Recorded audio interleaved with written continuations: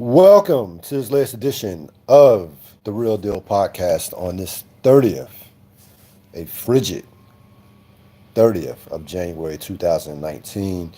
I'm your host, Cyril Gerald Quinn, taking you on this. I'm trying to unthaw as we speak. Um, it is ridiculously cold outside. Stay warm. I read the last report that I read on USA Today, there have been at least 6 deaths across the country as far as due to the cold. It's not a game out there, especially in the Midwest, like Chicago, Indiana, them states are getting, or those cities and those areas are getting hit. A picnic out here either in the DMV, but again, stay warm and just wait this thing out through till Saturday. I think Saturday we're going to get a lot of relief, and then get into some spring type weather for the days after that. Again, we are simulcasting this program, Real Deal Podcast, on Facebook.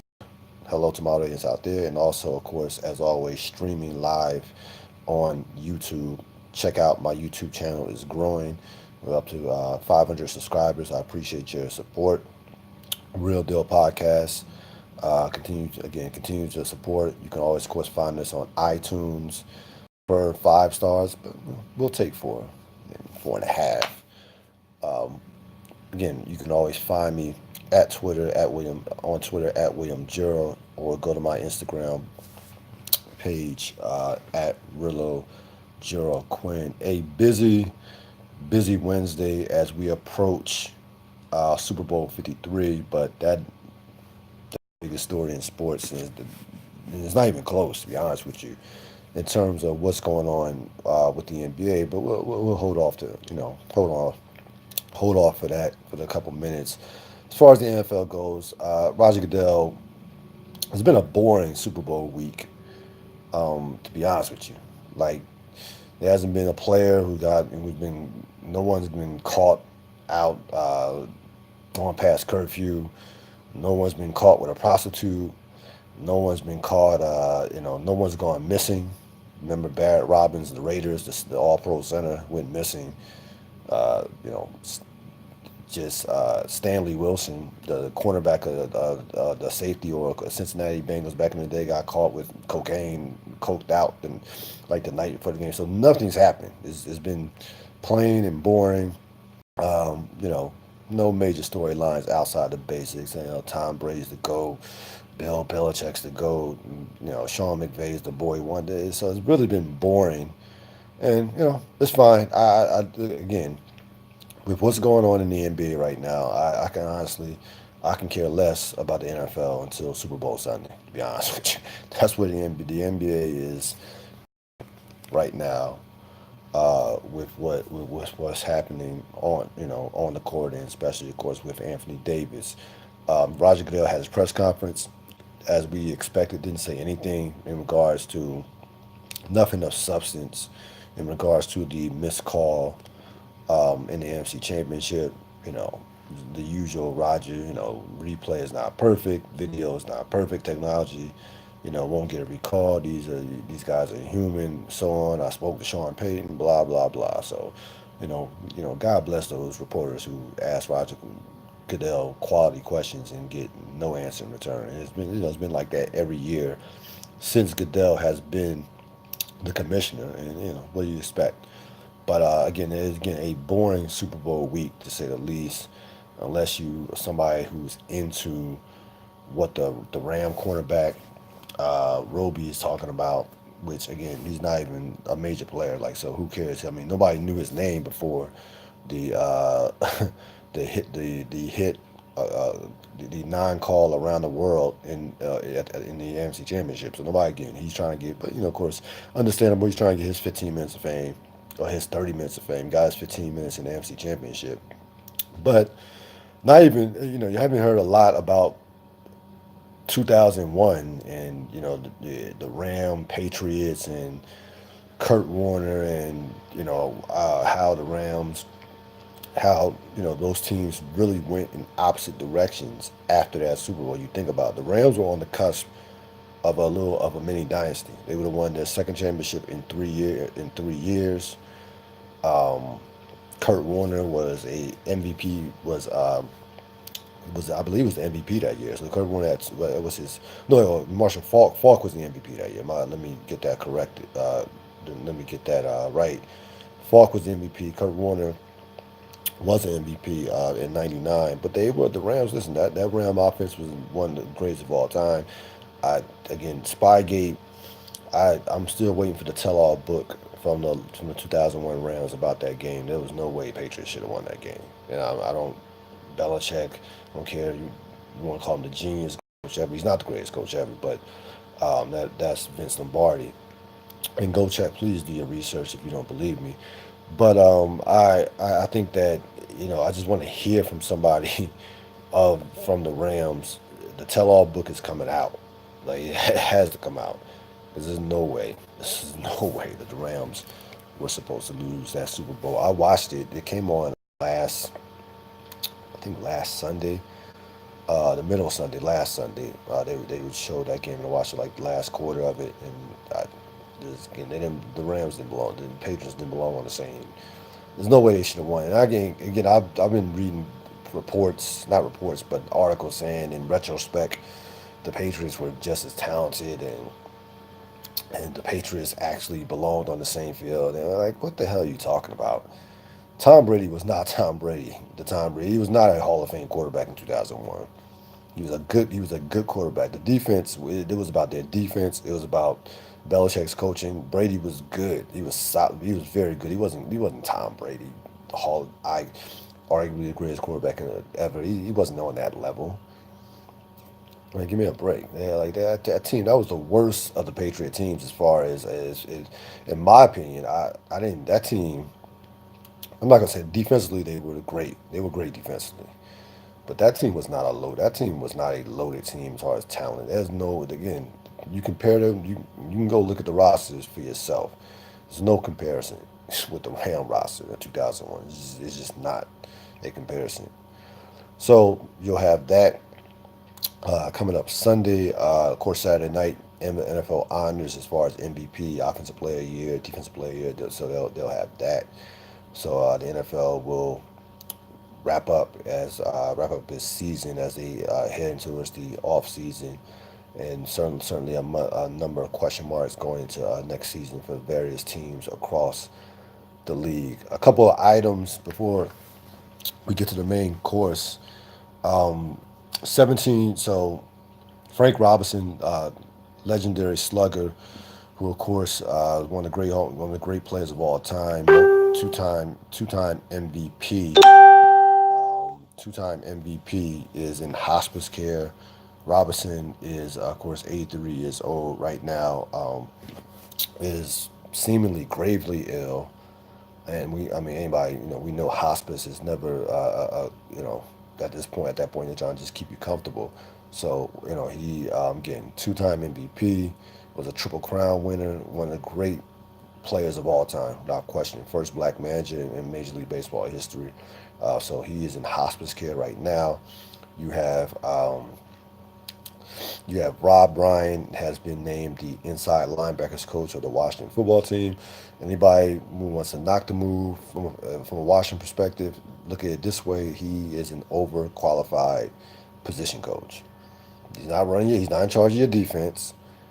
He's a position coach, so he can't screw it up that much as a position coach. So that's not a big deal one way or the other from that standpoint. So couple of things from that, couple of things there, couple of early headlines with that. Sean McVay apparently is finding people for missing maximum team fine for missing a team bus, whatever with that. So again, like I said before, the Super Bowl hype, and there used to be a time where you used to look forward to that second week leading up to the Super Bowl because anything can happen. I mean, anything can pop off. Anything with celebrities and um, with these players just doing something stupid. But so far, it's been players have been on their best of behavior. And these two teams don't have. There's not, they don't have guys on the team. There's not too many. They have some personalities, but Patriots not going to do anything. So I don't like the Patriots going to be up suit and tie and gonna be like the military. But in the Rams, have a couple characters, but no one. I don't expect anything to go, to go down to happen between now and game time. So we again we wait for Super Bowl Sunday. My early thoughts on the game, and I look at the history of Patriots Super Bowls, and Patriots Super Bowls have always been close. So I would be shocked if this game is not within a one possession game, 5 minutes left. I'll be shocked. I don't expect either one of these teams to run away with it. Patriots are playing well right now. The Rams are, to me, and I've said this throughout the course of the season, top to bottom, the most talented team in football from top to bottom. Aqib Talib completely, to me, changed the trajectory of their season with his return, and he's played great. You can put him on your number one guy. He knows the Patriots, so that's minor advantage from a Ram perspective. The Rams had the best defensive player in football in Aaron Donald, so they had that going for them. Of course, the Patriots have their wealth of experience. And I don't, you want to say that that's a big deal, knowing handling the hype, the preparation, the routines.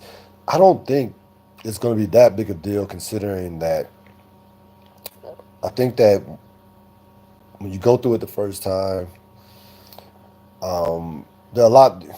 The Rams have a lot have a few veterans on their team who, despite their youth, the Ndamukong Suh, Aaron Donald's not a rookie. Talib's been in the league for a while. They have more veteran they have more veteran players than people realize. Everybody just looks at the young talent with Goff, Gurley, Robert Woods, and a couple of their defensive players. But they have more veterans than what people are giving them credit for. I don't think the Rams will be overwhelmed by the moment, or the moment will be too big. I just think that again, the Patriots are comfortable. The Patriots are like the Yankees in the early '90s, in the late '90s, early 2000s. They are comfortable in these tight field goal overtime type games. They're very they don't care if they blow you out. It's not about that. So if the game's one possession, fine. Goes overtime, fine. They figure they're gonna find a way to win, or you are gonna find a way to lose. And that's where a lot of the Patriots winning and a lot of their championships have, a lot of these playoff games they've won, teams find a way to lose the game just as much as the Patriots come out and win the game. So McVay, we'll see. Listen, McVay can't get off to the start that he got off in the Saint game, where he and Jared Goff didn't look like they had a clue about, like, were being affected by the crowd noise. So I don't see a factor as far as the crowd noise and things of that nature. But it's a fascinating chess match. You got the legendary gunslinger on one side, and this wonder kind, this boy wonder head coach who, is only 30. It's incredible that this guy is only 33. And again, I will never ever forgive the Washington football team for letting that guy out of Redskin Park. I just excuse me, out of Ashburn. I just don't understand how you can have a guy that gifted in your building and not recognize that he's that gifted. Like people, NFL teams now who are losers are looking for the next Sean McVay. That's the recurring. That's what you hear all over the league. Who's the next Sean McVay? Sean McVay. Who's next? Lincoln Riley, coach, the young offensive guru. So how Washington allowed that dude to get out of their building is unforgivable as far as I'm concerned. I just don't think and they haven't recovered from that, and may never recover from that standpoint. As far as the NBA goes, we're going to begin, of course, with the center place of the NBA right now, and that is, of course, Los Angeles, and where both teams are actually relevant because they both teams will have a part in certainly free agency. But the Lakers, for two reasons: one, LeBron's still hurt, will not play on Thursday. You will more than likely, and this certainly is not a guarantee, but more than likely see him Saturday night for Golden State. So the Lakers are in the news for that, and also one, Anthony Davis, who publicly requested a trade and was fined $50,000 for it, which made no sense to me, and kind of petty by the NBA. But Adam Silver has to save. He has to show the owners that he somewhat cares about players demanding trades or a player, especially Anthony Davis's caliber, leaving a small market team. Here's the bottom line to me, and you can say what you want about Anthony Davis. You can say, well, he's never won anything. You could say, he has too many knick-knack injuries. I saw his winning percentage was like 438, something like 468, something like that. It's not good. The bottom line is the guy, from a talent standpoint, has a chance to be the most gifted power forward of all time from a pure talent standpoint. That is undeniable. And he's 25 years old, and we have not seen a guy of this magnitude available via trade in decades. Okay, in a generation, right? This is a seminal moment in NBA history. Make no mistake about it. So, if as I get myself together here, if you are frustrated or tired of hearing about it, there's a reason why, even during Super Bowl week, why it is the topic of conversation throughout the sports world.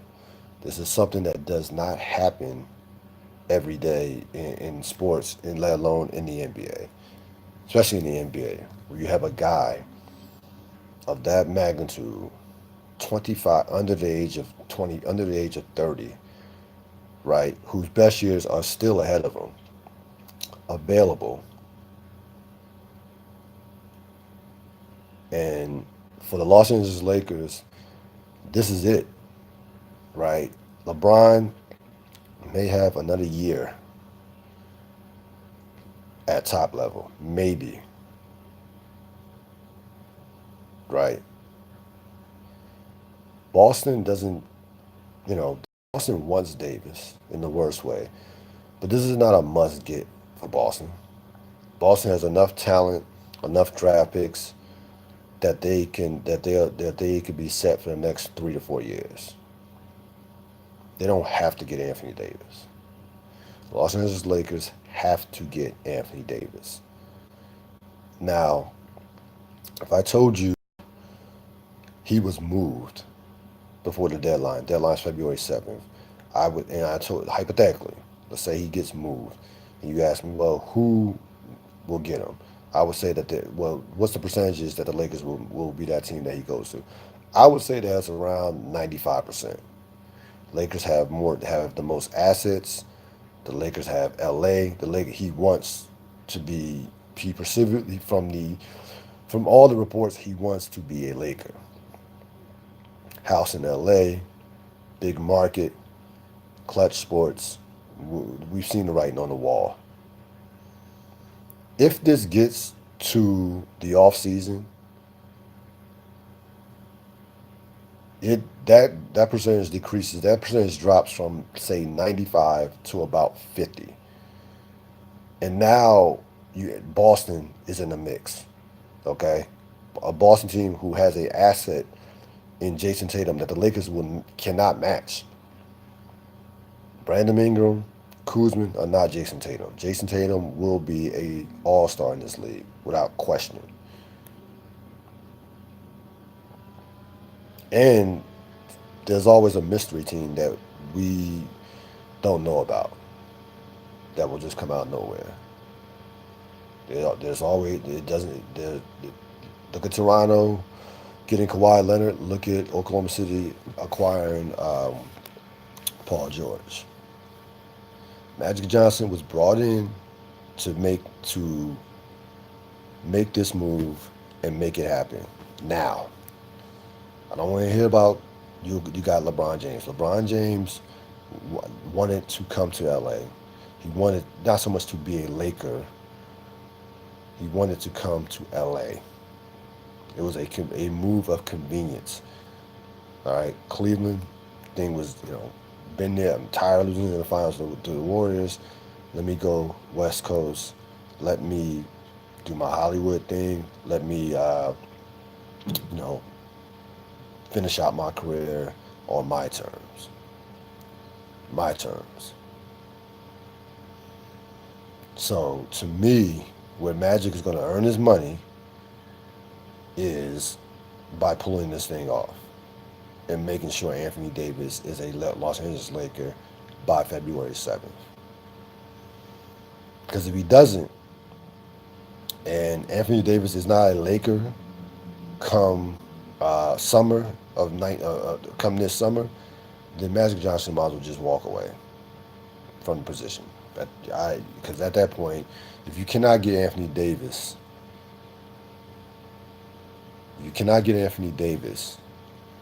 when you have LeBron James, then he doesn't serve any purpose to be in a position that he's in. He doesn't. It's just there's no point. So this is the most important moment of the Los Angeles Lakers franchise since summer of '96, when Shaquille O'Neal was acquired. When Shaquille O'Neal was signed, and when Kobe Bryant was acquired via trade with the Vlade Divac draft day trade. That's how big it is. It cannot get any bigger for that franchise. The one thing that kind of bothered me about this entire process is this idea that players the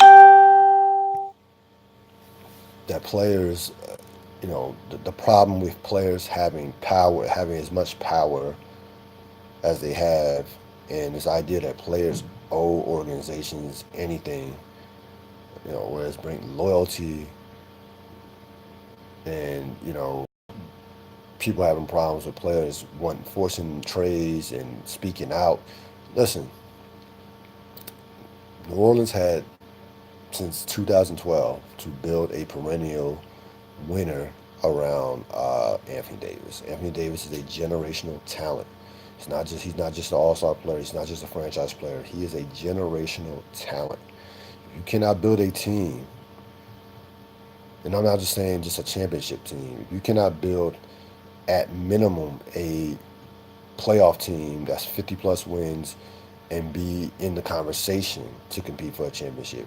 You shouldn't have with the likes of Anthony Davis. You should not have a franchise. Okay, you should not have a franchise if you cannot keep a player of the likes of Anthony Davis, which they haven't, which they will not be able to do. You shouldn't have a franchise in the NBA. You shouldn't, because Anthony Davis is a guy that he is the number one piece. Like if you're building a team, you envision in a perfect world getting an Anthony Davis. Period. He's the hardest piece to acquire. So all these other ancillary pieces, role players, secondary players, you can get those pieces easily. Those players, 3 and D guys, those guys grow on trees. The hardest piece to get. They think about this. They've had the They have had the most difficult piece that you can that teams would give anything to get. They've had that guy for the better part of 7 years, and nothing's come about. Nothing's come out of it. So, and I'm not gonna go through some of the moves they've made. We know some of the money that they've wasted, some of the drafts that they've whiffed on, some of the picks that they've traded for. So they made, it's been a multitude. They've made one real quality move in the Anthony Davis 10 year, and that was the getting Drew Holiday. That's it. That's it. New Orleans should not have a franchise. That, to me, that's the bottom line. They absolutely should not have a franchise. And what Anthony Davis, along with other players, whether it's Kyrie Irving or other guys who force trades, they're just exposing the lack of quality front offices around the NBA. I did I did some last night where I really counted up how many well-run franchises are in the NBA right now, right? So you have 30 teams. By my count, I had 12. Had 12 well-run franchises, and the other 18 were either middle of the road or just god awful. The well-run, the ones I had that were well-run, is not up for debate. If anything, you could debate the middle, the ones that are in the middle versus the ones that were just horrible. That's one could be debatable, but it is a major gap between the franchises that are well run versus the ones that are just bad, or that are just average to mediocre. It's a major gap, and that's where the problem lies in the NBA. It's not the talent. It's not the players. Players understand a toxic organization. They understand a general manager that doesn't know what he's doing. That's on his fifth coach. They understand. They understand. An owner who just wants to collect checks, who just wants to make money. They understand an owner or an owner who just wants the attention. They get it. So don't blame them for wanting to move. I mean, listen, the only situation where a guy has left a top flight organization um, is Kawhi Leonard. And we don't know what happened with that situation. There's two people that know, and God. That's it. Even the Spurs don't know. That's it. That's a book. That's a 30 for 30. We don't know completely why Kawhi Leonard is not a San Antonio Spur anymore. We don't. That is an aberration. If you are a well-run franchise, even if you don't have a championship pedigree, let alone having a championship pedigree, chances are you're going to be able to keep your top player, star, superstar, iconic player more times than not. Now, at least, if you're Golden State, let's say Kevin Durant leaves, you'll get you'll get some championships out of him before he leaves. So to me, I don't see it as a player problem that the NBA has. It is a organizational problem that the NBA has. Players are taking advantage of it. So be it. So be it.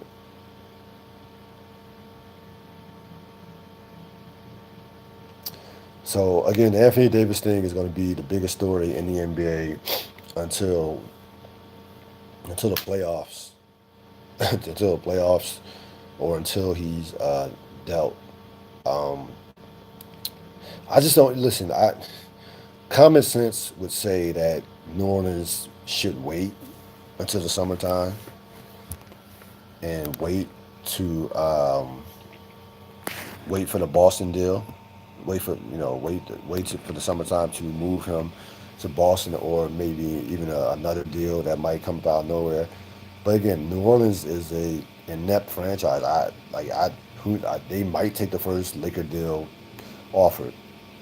Excuse me, the thoughts are that they want just the beginning as a baseline. Kuzman, Zubac, who's played well by the way, he's played very well during in the last month or so. Kuzman, Zubac, Lonzo, and a draft pick.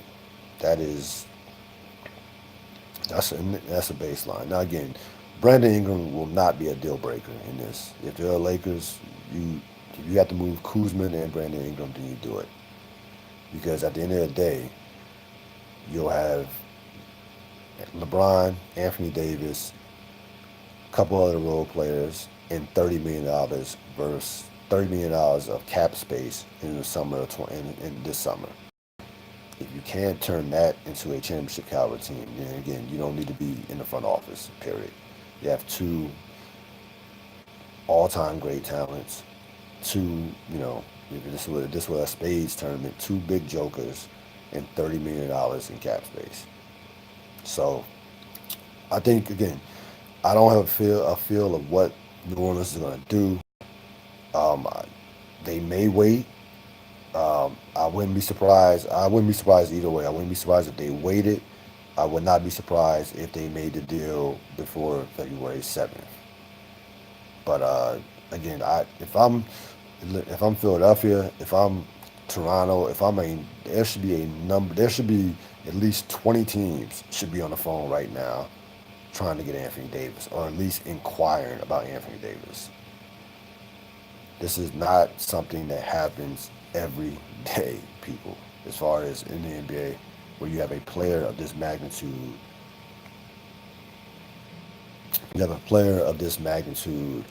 available at his age, his skill set, what he's already accomplished as far as his numbers, already developed, already is a bona fide top five, top three talent without question, top five player. A couple of players that have not been acquired that I'm curious about in the as we shift gears to Major League Baseball. Brandon Manny Machado and of course Bryce Harper. The latest I heard some talk that read some reports that the Padres are interested in Machado at the right price. The key emphasis is on the right price. The Padres have the number one farm system in baseball. They have a ton of top prospects. I don't think I don't see him on the Padres. I just don't. I just can't see it. Um, to be honest with you, but it sounds like the Padres are now ready to somewhat spend some money. Again, Machado and Harper. Uh, I haven't seen anything where they are in serious negotiations with anyone right now. Again, it's still kind of early. We've seen a number of free agents, big time free agents, over the course in the last 10 to 15 years signed in February. So this is not something that it's not like it's March or something. I expect something to happen within the next, I would say, 2 weeks. To be honest with you, there's a thought that teams are not willing to pay the $350 million to $400 million price tag that Harper or Machado may be asking for. That's somewhat holding up the process. Um, we'll see. I expect both of them to get north of $300 million. I expect both of them to get more than Giancarlo Stanton. Both of them. So again, teams. All it takes is one team. I still think the Phillies. If I had to, if I had to guess who's going to land Machado, I still think the Phillies would be a slight favorite. I have no idea on Harper. Who knows?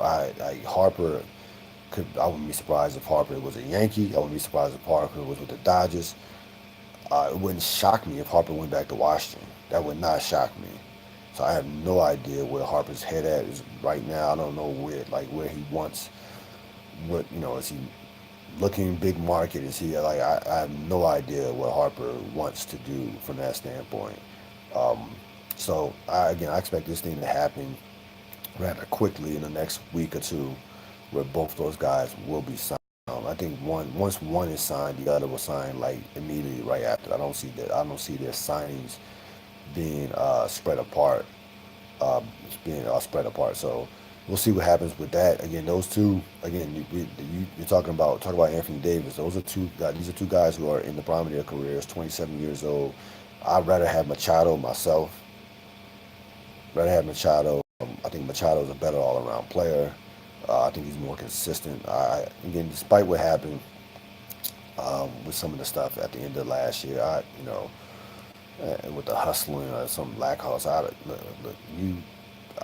I'll take that risk for his talent. He's not had a history of that, so I'll take the risk with some of the small little nonsense that may come with a guy who, to me, is a legit top five player in all of baseball. I'm not as down on Harper as some people are. I just don't think Harper. I just like Machado better. I think Harper needs to. First of all, he needs to stay on the field. He needs 2 or 3 years of where he's 40, 120, 300, 100 walks. He needs to be on the field. That's the bottom line. He's been hurt way too much. He's been injured way too much. And hard.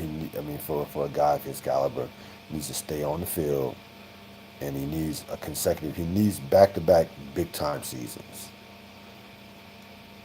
But regardless of that, he's going to get, I would say, anywhere from 325 to $350 million. One team is going to pay him that. As far as the movies go, I think strongly would recommend Beale Street. If you haven't seen it, Beale Street Could Talk. I rarely, and I mean rarely, go see a movie twice. I'm going to see this movie again. The last two movies I saw twice, Black Panther, Sorry to Bother You, and Black Panther. I thought before I saw Beale Street. Now again, I saw the movie in 2019, but it came out in 2018. So technically, I will say it was the best. Even though I saw it in 2019, I will say it was the best movie of 2018. And I'm sorry, it's as a complete movie. When I go to movies, I'm not just looking for performances. Of course, writing. I'm looking for everything. Music, cinematography, the pace of the movie. Uh, it covered all. It covered it. It was a near perfect movie. It was a perfect movie. Like I don't know, Rotten Tomatoes gave it 95. I gave it a 98. Um, the performances, of course, were tremendous. Regina King, will without question to me win her first Oscar. But it was even beyond the performances. It was about the idea that it was a masterpiece of art. When I saw The Godfather as an adult, as a kid, I remember seeing it, but you can't understand what you're watching, when you're, 12, 13 years old. But when I saw The Godfather for the first time as an adult, I said, this is a perfect movie. This is beyond guns and gangster. This is beyond that. This is a masterpiece. This is like cinematic art. That's what I thought about this movie. I thought that it was. I just thought again, everything was flowed. All the pieces. It was like a perfect puzzle. Like all the puzzle pieces fit perfectly with everything, and Barry. You can't say enough for Barry Jenkins and what he did with this because this movie was by far, all due respect to Sorry to Bother You and Black Panther, it is by far the best movie in 2018. It really was. And those were great movies, but this movie did itself. And I thought, somebody told me that it was better than Sorry to Bother You. I wasn't buying it. So I was like, come on. I mean, I went to see Sorry to Bother You twice. I was not buying it. I said, at worst, it'll be the same. It'll be equal, maybe. But I really wasn't. To say I was impressed, like, is an understatement. So I strongly recommend it. I would go see it again. I'm going to see it again, but it's one of those movies that It's one of those movies that is to me a instant classic as far as cinema goes, and great way to start off the year from a movie standpoint in terms of watching the movies. We haven't been on since the Oscar nominations. Again, no surprises. Mahershala Ali, Viggo Mortensen, Regina King, Black Panther for Best Picture. So there's no surprises. I just feel like with the Oscars, and this is what annoys me about the Oscars. Like Mahershala Ali, who by the way is killing it in True Detective. Now, again, I recommend. I'm all in on True Detective season 3, and he and Carmen Egino. I can't pronounce it. Carmen Egino, who I believe is married to Jeffrey Wright. They're doing just yeoman's work on that picture on that show. But he should have been nominated for Best Actor. It was his role in Green Book, and I haven't seen the movie, but his role it wasn't that was it's not a supporting role. I mean, come on, it's just not a supporting role. They did the same thing with Viola Davis a couple of years back for Fences, and I saw Fences, and Viola Davis was toe to toe, tit for tat with Denzel Washington as being co-stars. You want to say Denzel's the lead because he's more box office, of course, but Viola Davis was the co-star. That was not a supporting role she had to Denzel's performance and his role in Fences. So still little things that annoy me about the Oscars, but at least Mahershala is probably going to win his second Oscar. He won the Screen Actors Guild Award, so he's going to have two supporting best supporting actor Oscars. Again, Black Panther won't win Best Picture, but you know gets the nomination. Um, the Oscars this year, I'd be curious to see what the Oscars going to do with no host. I'm glad Kevin Hart did not host, even though Kevin Hart should not apologize. That was just he should not apologize. Like I don't believe in apologizing twice for the same thing. It just makes zero sense to me. But we'll see what the what happens with the Oscars in terms of the in terms of having these co-hosts and stars share numerous stars share in the hosting duties. A couple of losses this past week. One in music. James Ingram passed away today at the course of the age of 66. He had brain cancer. I didn't realize his catalog was this deep. Um, when I looked at his complete body of work, I was like, man, this guy had a lot of hits, and he had a couple number one hits. And what I remember of James Ingram, and I was having this discussion weeks ago, just because it was a big topic about the quote unquote, who's the king of R&B. And James Ingram was never the king of R&B, but he was a classic R&B performer. He's a classic R&B performer, and he didn't. He stayed in that lane, and that lane got him two number one hits, Grammy nominations, co-writing credit with Quincy Jones for PYT, the Michael Jackson